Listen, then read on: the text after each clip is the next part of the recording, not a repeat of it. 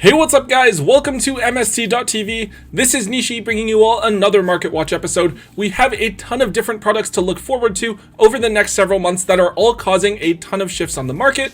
With Maximum Gold, we have a ton of really cool reprints that we are going to want to be looking out for, but also between Phantom Rage, Genesis Impactors, and Blazing Vortex, that is 3 big sets that we'll be getting over the next few months that are releasing a ton of new cards into the card pool. It is therefore extremely important that you guys pay attention to the market so that you guys can try to pick up certain cards for different decks that you will want to play later on before they spike in price, or move certain cards at these higher prices while there's still some hype surrounding them. Let's get started. So first up, one of the biggest price spikes that we saw this week was the buyout of Prank Kid's Place, the field spell for the Prank Kids archetype. This is an extremely important card for the deck, as not only does it allow you to search for a Prank Kids monster when it's activated, it also allows you to chain block the effects of your Prank Kids monsters when you fusion or link summon something out. This card came out way back in Hidden Summoners and was one of the harder to pull cards from the set, so it has historically been anywhere from $5 to $15 a piece. However, with the Prank Kids archetype getting a new Link 1 monster in Meow Meow in Phantom Rage, the deck gets a really huge boost. We had already seen the deck steal some regional tops here and there in the past, but with this single new card, the deck becomes a ton more consistent with being able to get multiple monsters out onto the field, which helps to make up for instant fusion going to 1.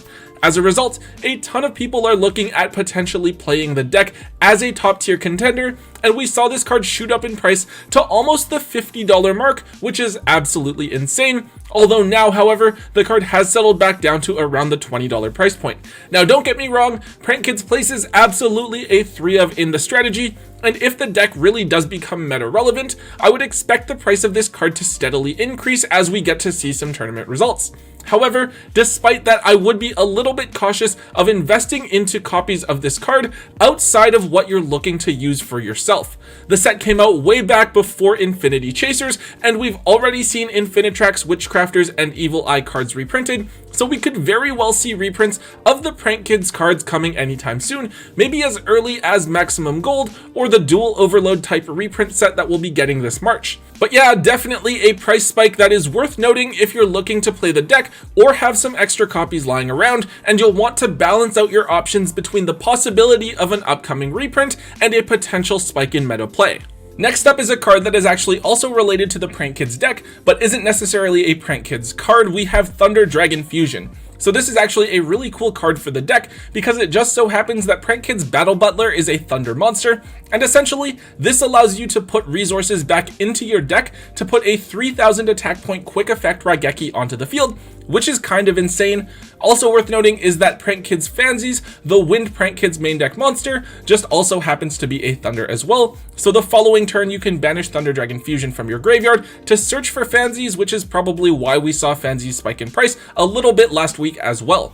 Anyways, Pack is a really big fan of the Prank Kids deck, and I believe he is running 3 copies of Thunder Dragon Fusion in his build, so we've started to see Thunder Dragon Fusion slowly disappear off of the market, with the Ultras now up at $5 a piece, and the Super Rares now $2 each. With Thunder Dragon Fusion, we should look for this card's price to move alongside the viability and accessibility of the rest of the Prank Kids cards. If the Prank Kids deck becomes meta relevant, then yeah, we should expect Fusion to go up in price, but we can also expect a price spike if, say, Prank Kids Place were to be reprinted in Maximum Gold. As the more expensive pieces of the deck become more affordable, then we can expect other necessary pieces of the deck to shoot up in price in their place. I think that for now, while I wouldn't go out of my way to buy extra copies of Thunder Dragon Fusion, it still does have a decent amount of upwards potential, and I would definitely recommend holding on to them for now if you can grab them for relatively cheap, or you happen to have some lying around in your binder. Next, let's take a look at Fallen of Albaz. This card is a secret rare from Rise of the Duelist that allows you to discard a card when it is normal or special summoned to conduct a fusion summon using monsters on either side of the field as fusion materials. The idea is that Fallen of Albaz has interactions with cards from various archetypes, and it looks like we are going to get different fusion monsters with the different core sets that can interact with this card. In Rise of the Duelist, we got Titaniclad, which you can actually summon and not just dump to the graveyard with Nadir's Servant.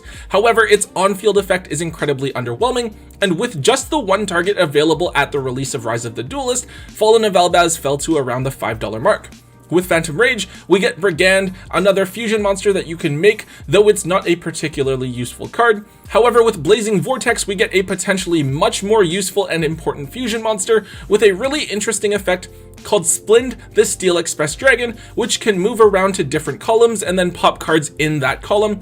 Because of this, people are speculating that perhaps the fusion monsters that you can make with Fallen of Albaz might be getting better and better as we get more sets, and we saw a ton of people freak out and buy Fallen of Albaz right up to the $15 mark, though it has now settled back down to around $10 a piece. At this point, I would stay away from the card as I would expect the price to continue to fall back down a little bit more. As good and as interesting as the fusion monster is, I don't think it's good enough to make the strategy meta relevant or anything like that.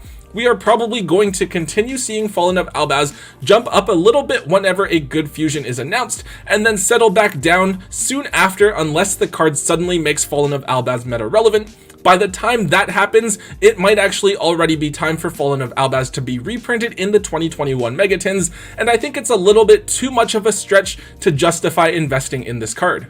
Now, this one is really random. We have Snake Rain, so I actually know several people that have invested into a ton of copies of this card back when it was only a couple of dollars each, because theoretically, it was only a matter of time before we got some reptile theme archetype released to the game that could potentially make this card broken, and obviously it would depend on the archetype, right? But there are so many different strategies that could go crazy from a card that allows you to dump 4 monsters of a certain type from your deck to the graveyard, that it's hard to blame them for thinking that.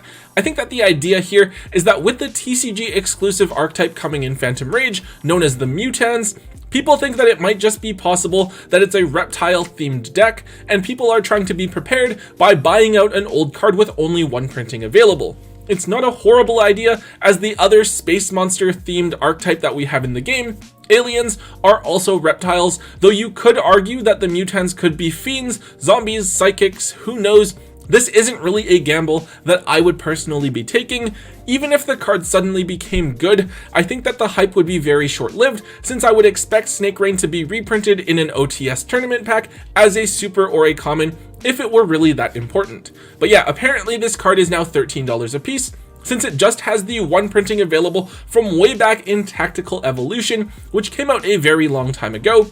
If you happen to have this card, I feel like the safest thing to do would be to sell it and not gamble on it, right? Unless you happen to know what the cards do already, of course, because once the archetype is revealed, if it isn't reptile themed or Snake Rain just isn't as good in the deck, you are sitting on a card with 0 demand once again, and then you just have to sit on it and hope that it maybe goes up in the future. If you really got them for that cheap, then yeah, maybe you want to hold on to a set just in case, but I personally think that the much safer thing to do would be to capture your gains while you can and sell the card at this inflated price. Alright, so this isn't actually the result of an increase in demand due to meta play, but rather speculation for Maximum Gold. So with all of the reprints we've seen confirmed so far out of Maximum Gold, people are speculating that the list that was leaked a couple of months ago might actually be real. It had a couple of predictions like Harpy's Feather Duster and Rusty Bardiche. With Eldritch being shown as a reprint on the list, people are assuming that a reprint of Eldritch could actually be coming, despite how Secret Slayers has only really been legal in the TCG for about half a year. This would actually be really crazy, and I don't know if I personally believe all the speculation, though I'm leaning towards Eldritch not being reprinted. It would just be really inconsistent given everything that we've seen from Konami over the last few years. However, there are certainly a lot of people who think that a reprint of Eldritch could be coming, and so they're looking at picking up other key cards to play alongside Eldritch. Remember, when one of the expensive pieces of a theme or archetype suddenly becomes accessible, the increase in demand will often drive up the prices of other necessary cards for the strategy. Cursed Eldland is apparently the card that was looked at, which went from being a $1 to $2 card to now being $6 a piece, as it is played in basically every single version of Eldritch at 3, as it searches for Eldritch or a Golden Land card from your deck. This comes despite the fact that the Eldritch deck hasn't been too popular recently, especially with the unbanning of Harpy's Feather Duster making it easy to destroy all of the Eldritch back row, and the strategy has kind of fallen to what feels like more of a tier 1.5 strategy. Anyways, hopefully you have your copies of Cursed Eldland already if you're wanting to play the deck. If you were only going to buy Eldritch if the Golden Lord got reprinted, it doesn't really matter if it doesn't get reprinted, then you don't need to worry about picking up Cursed Eldlands anyways, so that's okay. and if you were already playing Eldritch, then you already have your copies. This price spike is only really worth noting if you want to play Eldritch and it does get reprinted, or if you happen to have a ton of extra copies floating around in your Secret Slayer's bulk that you can dig up and sell off. The next card that we're going to take a look at here is a little bit more speculative, and that is Necroz of Trishula. With the Draytron archetype coming out in Genesis Impactors, Necroz of Trishula is a card that I would want to keep my eye on as a tech option that can banish a card from your opponent's hand, field, and graveyard without targeting. Back in Necroz format, Trishula warped the way that people played the game, where you could avoid playing cards to your field or leaving cards in your hand in order to avoid being hit by Trish, and we could definitely see Necroz of Trishula become a huge blowout card once again if Draytrons were to become a part of the meta. At the moment, Draytrons aren't too big of a deck over in the OCG, though I am wondering if we could see things change if some of the decks in our current format were to be hit on an upcoming ban list and make some room at the top tier. Anyways, Necroz of Trishula isn't too expensive at the moment, with secret rares coming in at $13 a piece, and the ultra rares still only being $1 or so. However, given how iconic Trishula is as a monster, and how well loved the Necroz archetype is, I do believe that there's a lot of potential for Necroz of Trishula to go up in price, especially the secret rare as the original highest rarity version.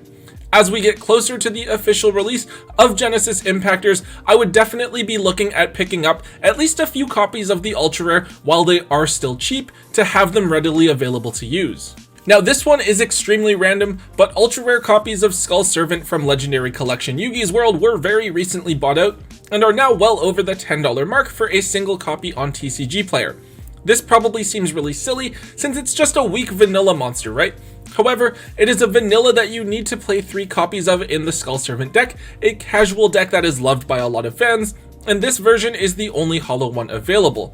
There are also extremely few quantities of it available on the market, so even if you were to want to spend money on this card, it's going to be a relatively hard card to come by. This sudden buyout is due to the release of a new Skull Servant card coming out in Blazing Vortex, and while it doesn't make the deck broken or anything like that, the fact that the strategy is getting some support at all has caused people to look at picking up the deck once again. Now, in looking at this card, this is something that I've owned several copies of at different points in time, though I've always had a relatively difficult time finding someone who is actually willing to pay up for a copy of Skull Servant at this price. I feel like everyone who wants it only offers like a couple of dollars, so I would say that it's a relatively difficult card to move. In this case, I'm definitely looking at something like Troll and Toad's buy list to offload this card to, since even though you're getting just maybe 60% of what the TCG player value is, it's more than what a lot of people are going to be offering you, and it's going to be a lot less hassle. So if you are having the card and struggling to sell it at a decent price, the buy list is definitely an option that I would take into consideration. One final card that I want to address here is Red Eyes Dark Dragoon, although rather than because of its spiking, we're taking a look at it here because of the gradual decline in price that we've seen on the market. For a while, the card was very steady at or above the $40 mark, though we've seen it recently trend down towards $35 or so. It's not like the card doesn't see play at all. It may not be used in Dragon Link or Dinosaurs or Infernoble Knights, but we see it pop up here and there in decks like Invoke Dogmatica or Eldritch variants. However, I think there are 2 main reasons for this decline in price. Firstly, the card was just banned in the OCG, so there is a chance that people are afraid that we'll see something similar happen here in the TCG as well, though even if that did happen, I wouldn't expect it to be for at least another year. The second thing that we have to take a look at is the upcoming release of Zoo King Alpha in Phantom Rage, a splashable monster that is very much like Pankratops. It provides you with a non-targeting bounce of your opponent's monsters for each of your beasts that you return to your hand. So at the very least, you can bait out your opponent's Dragoon negate, special summon the Alpha for free, and then bounce Dragoon back to the extra deck. Most of the time, this will permanently answer Dragoon, unless they are running multiple Dark Magician and Red Eyes Fusion, or if they're playing something like Magical Eyes Fusion for some reason. I think that a lot of people will be looking at least siding Alpha in the future on its release, and with it, Dragoon just becomes a much easier card for people to answer, so Dragoon may fall out of favor even more than it already has. I think Dragoon will probably still be a strong card, but it just becomes a way to help rogue decks potentially keep up with the more dominant meta ones instead of being a part of the meta ones themselves. Honestly, it's hard to predict what is going to happen with Dragoon exactly. If people start to assume that Dragoon sucks, then maybe people stop preparing for it, which could give Dragoon the chance to dominate again, which would spike its price back up.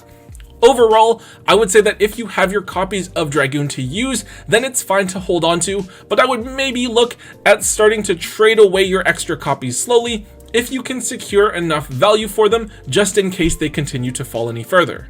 Alright guys, that is it for today's episode. I honestly just can't wait to see what cards we have coming in Maximum Gold. I really love the way that the cards looked over in the OCG, and I'd love to see them here in the TCG as well. I also can't wait to see the rest of the cards in Phantom Rage. The Mutan archetype sounds really interesting, and as cool as Plunder Patrols were, they didn't really end up being anything that great or impactful on the meta over here, so it would be awesome to see an amazing new TCG exclusive archetype actually become a part of the meta and make our format a little bit more different than what we've been seeing in the OCG. Anyways guys, if you enjoyed today's Market Watch episode, please be sure to hit that thumbs up button for me and let me know. Also make sure you leave a comment in the comment section down below. Let me know what else is going on with the market that maybe I missed or didn't talk about today, so I can potentially cover it in a future episode to keep all of you guys as informed and up to date as possible. And if for whatever reason you guys haven't already, please make sure that you hit that subscribe button to get all of the latest and greatest content from both Tombox and myself here on the channel. And until next time guys, don't forget to hold on to your MST.TV.